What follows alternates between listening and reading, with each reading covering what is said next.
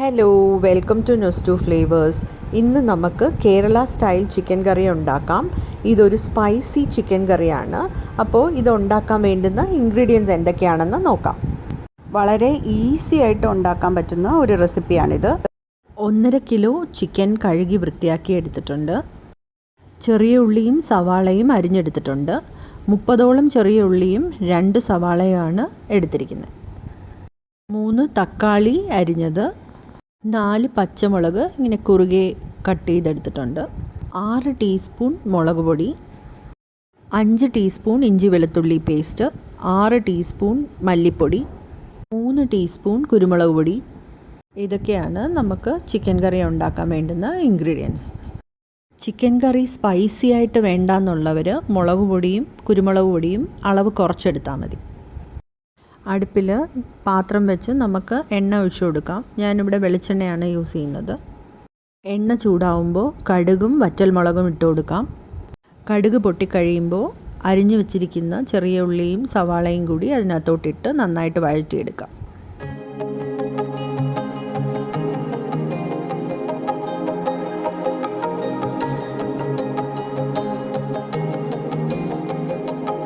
ഉപ്പും കൂടി ചേർത്ത് നന്നായിട്ട് വഴറ്റിയെടുക്കാം. നല്ല ലൈറ്റ് ബ്രൗൺ കളർ ആവുന്നവരെ വഴറ്റിയെടുക്കാം. കറിവേപ്പില ആഡ് ചെയ്യാം. ഇഞ്ചി വെളുത്തുള്ളി പേസ്റ്റും കൂടി ആഡ് ചെയ്ത് പച്ചമണം മാറുന്നവരെ നല്ലപോലെ നമുക്ക് വഴറ്റിയെടുക്കാം.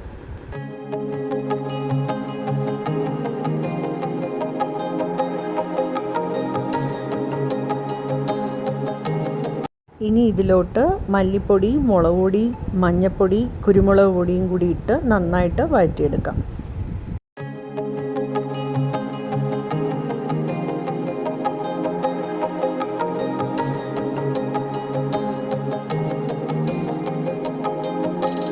അരിഞ്ഞു വെച്ചിരിക്കുന്ന തക്കാളിയും കൂടി ചേർത്ത് വഴറ്റാം.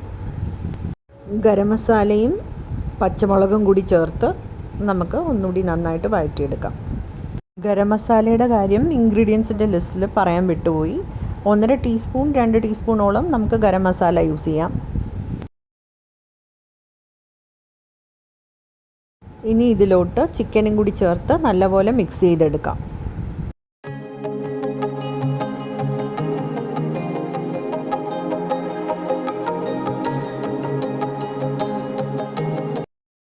ഒരു ഗ്ലാസ് ചൂടുവെള്ളവും കൂടി ഒഴിച്ച് നന്നായിട്ട് മിക്സ് ചെയ്തിട്ട് അടച്ച് വെച്ച് നമുക്ക് വേവിച്ചെടുക്കാം.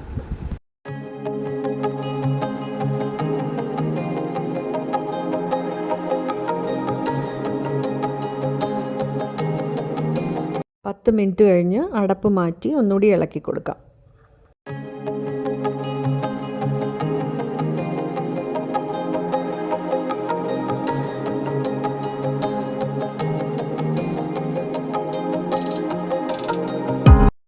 വീണ്ടും അടച്ച് വെച്ച് വേവിക്കാം.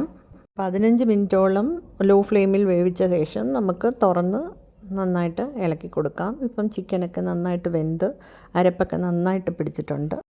ഒരു 5 മിനിറ്റ് തുറന്ന് വെച്ച് തന്നെ നമുക്ക് അത് കുക്ക് ചെയ്തെടുക്കാം. എന്നിട്ട് നമുക്ക് സ്റ്റൗ ഓഫ് ചെയ്യാം.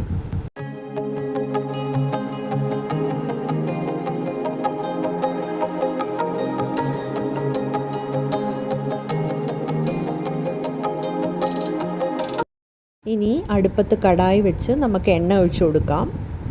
അതിലോട്ട് കടുകും ചെറിയ ഉള്ളിയും വറ്റൽമുളകും കുറച്ച് മുളക് പൊടിയും കൂടി ഇട്ട് നമുക്ക് ഇത് ചിക്കനിലോട്ട് വറുത്തിടാം. ഇങ്ങനെ ചെയ്യുമ്പോൾ ചിക്കൻ കറിക്ക് ഒരു എക്സ്ട്രാ ടേസ്റ്റും ഒരു നല്ല കളറും കിട്ടും.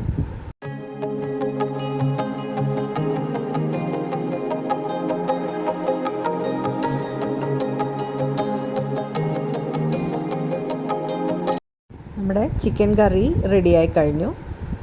ഇത് വളരെ ഈസി ആൻഡ് സിമ്പിൾ റെസിപ്പിയാണ്. എല്ലാവരും ട്രൈ ചെയ്ത് നോക്കുക. ഈ റെസിപ്പി നിങ്ങൾക്ക് ഇഷ്ടമായെങ്കിൽ ലൈക്ക്, ഷെയർ ആൻഡ് സബ്സ്ക്രൈബ് ചെയ്യാൻ മറക്കല്ലേ. Thanks for watching. ബൈ.